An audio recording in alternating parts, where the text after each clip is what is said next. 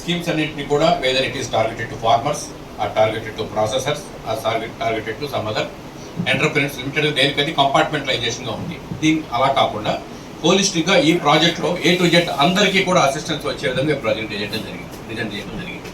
అంటే right from farmers all stake holders across the value chain, అంటే right from seed నుంచి exports వరకు, branding వరకు, ప్రాసెసింగ్ వరకు, మొత్తం A to Z అందరూ వాల్యూ చైన్లో ప్లేయర్స్ ఎవరైతే ఉన్నారో వాళ్ళందరూ ఒకే ప్లేయర్ అయి ఉండొచ్చు, డిఫరెంట్ ప్లేయర్స్ ఉండొచ్చు, వాళ్ళందరూ కలిసి ఏర్పాటు చేసుకోవచ్చు, ప్రాజెక్టులో సమన్వయంతో కలిసి ముందుకు రావచ్చు.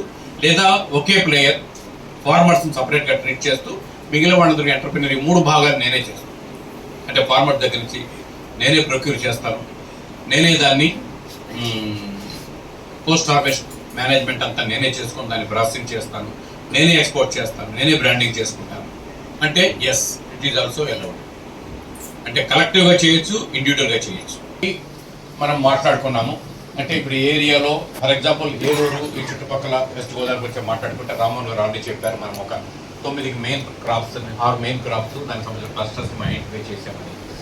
దీంట్లో ఏంటంటే ఎంటర్ప్రెన్యూర్ ఎవరైతే ముందుకు వస్తారో, నేను ఈ ప్రాజెక్ట్లో నేను భాగస్వామి అవ్వాలనుకుంటున్నాను, ఆయనకు నచ్చిన ఏరియాలో నచ్చిన పంట మీద ఇష్టమైనటువంటి లొకేషన్లో, జియోగ్రఫిక్ లొకేషన్లో ఆయన పని చేసేటువంటి లిబర్టీ. ఇప్పుడు డిపార్ట్మెంట్ ఐడెంటిఫై చేసిన క్లస్టర్స్, ఆ లొకేషన్, ఆ దగ్గర ఏం పొటెన్షియల్ ఉన్నాయంటే మనం బయట నుంచి వచ్చే వాళ్ళకి కూడా ఇన్వెస్టర్స్కి తెలియజేయాలనే ఉద్దేశంతో మన పొటెన్షియల్ని మనం ప్రొజెక్ట్ చేస్తున్నాం. It is up to the investor where to work, which crop to work, ఏ ఏరియాలో పనిచేయాలనేటువంటి దీన్ని టోటలీ ఇన్వెస్టర్లకు వెళ్ళిపడింది. నెక్స్ట్ 10% కంపోనెంట్స్ అనేటువంటిది రైతులకు ఉపయోగపడే విధంగా మనము ఆ కంపెనీ రైతుల కోసం ఇన్వెస్టర్ ₹1 కూడా ఖర్చు పెట్టాల్సిన పని లేదు. సర్వీస్ ఇన్ఫ్రాస్ట్రక్చర్ వాళ్ళకేం కావాలి, వాళ్ళ కలెక్షన్ సెంటర్స్ కానివ్వండి, వాళ్ళ బ్యాక్ హౌసెస్ కానివ్వండి, వాళ్ళ రైవరింగ్ వాళ్ళకి కావాల్సినట్టు ప్యాకేజింగ్ యూనిట్స్ ఏమైనా చేసుకోవాలి, లేకపోతే వాళ్ళు ఏమైనా సీడ్ ప్రాసెసింగ్ ప్లాంట్ పెట్టంటే వాళ్ళది ఇన్వెస్టర్ రిక్వైర్మెంట్. అంటే 40% మనం రైతులు పెట్టాలంటున్నాం కదా, దాంట్లో మేమన్నా పెట్టుబడి పెట్టాలనేటువంటి సందేహం. Investment is only to the extent of your requirement, your infrastructure requirement. వాళ్ళ దగ్గర మహా అసోసియేషన్స్, గ్రేప్స్కి, దానిమ్మకి, అలాగే బనానాకి ఎస్టాబ్లిష్డ్ ఆర్గనైజేషన్స్ ఉన్నాయి. They are doing business, farmers organisation ఎప్పటి నుంచి చేస్తున్నాయి కాబట్టి వాళ్ళు ఎక్కువ ప్రాజెక్ట్స్ పెట్టగలిగారు. చిన్న ప్రాజెక్ట్స్ కూడా ఫార్మర్స్ ప్రొడ్యూస్ ఆర్గనైజేషన్ కంపెనీ ద్వారా వాళ్ళు పెట్టగలిగారు. వాళ్ళకి హైయెస్ట్ ఇప్పటికి 12 ప్రాజెక్ట్స్ వాళ్ళు మహారాష్ట్ర వాళ్ళకి ఇన్ ప్రిన్సిపల్ అగ్రీ అయ్యారు. 24 ప్రాజెక్ట్ ప్రపోజల్స్ పంపించారు వాళ్ళు. అవుట్ ఆఫ్ దట్ 12 వాళ్ళకి వచ్చినాయి. మన స్టేట్ నుంచి సెకండ్ హైయెస్ట్ మనం 12 ప్రాజెక్ట్స్ పంపించాము. దాంట్లో 8 మనకు షార్ట్ లిస్ట్ అయ్యింది. మన తర్వాత గుజరాత్ వాళ్ళకి 6 ప్రాజెక్ట్స్ శాంక్షన్ అయినాయి. మన పక్కన తెలంగాణకి ఒకే ఒక ప్రాజెక్ట్ అది కూడా మొన్న సెప్టెంబర్లో శాంక్షన్ అయింది. అంటే ప్రాజెక్ట్కి మనకి చిన్న వాళ్ళకి, పెద్దవాళ్ళకి అందరికీ కూడా స్కోప్ ఉంది. ఇవన్నీ కూడా I will show you by way of a presentation. ఇక ఇన్ డీటెయిల్ డిస్కషన్స్ మనం వెళ్దాం. అంటే హోలిస్టిక్ అయితే బ్రాడ్గా మీకు ఒక ఐడియా రావాలి దీని గురించి, ప్రాజెక్ట్ గురించి అనేటువంటిది. దీంట్లో మనకున్నటువంటి ప్రాఫిటబిలిటీ, దీంట్లో మనకున్న సపోర్ట్, మనకు వచ్చేటువంటి 40% ఇన్సెంటివ్ అదనంగా మనకి ఏంటంటే ప్రాజెక్ట్ మీ ద్వారా జరుగుతుంది. దీనికి మనం ఖర్చు పెట్టుకుంటానికి, డిపిఆర్ చేసుకుంటానికి, కొంతమంది మీరు మ్యాన్ పవర్ రిక్రూట్ చేసుకుంటారు ప్రాజెక్ట్ ఇంప్లిమెంటేషన్కి. దానికి మీకు ఏంటంటే ఒక 5% మీకు ఎంతైతే గవర్నమెంట్ ఆఫ్ ఇండియా నుంచి ఫండ్స్ శాంక్షన్ అవుతాయో అసిస్టెన్స్గా, దానికి ఒక 5% మీకు అడిషనల్ ఇన్సెంటివ్కి మీకు శాంక్షన్ ఇస్తాం. Additional incentive as a supportive mechanism.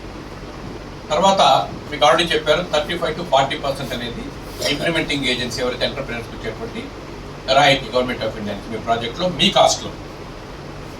దీనికి అదనంగా ఎంతైతే గవర్నమెంట్ ఆఫ్ ఇండియా నుంచి మీకు అసిస్టెన్స్ వస్తుందో దాంట్లో ఒకవేళ మీరు ఇన్నోవేటివ్ కంపోనెంట్స్ ఏమైనా పెట్టుకోవాలంటే, ఇన్నోవేటివ్ కంపోనెంట్స్ ఏదైనా సరే దానికి మీకు 50% అసిస్టెన్స్ వస్తుంది. అంటే ఓవరాల్గా 35 to 50% అనేది మీ assistance. Latest take it as only 40%. ఇంకోటి గవర్నమెంట్ జనరల్ మీకు అందరికీ ఏంటంటే గవర్నమెంట్ సబ్సిడీ 40% అంటారు.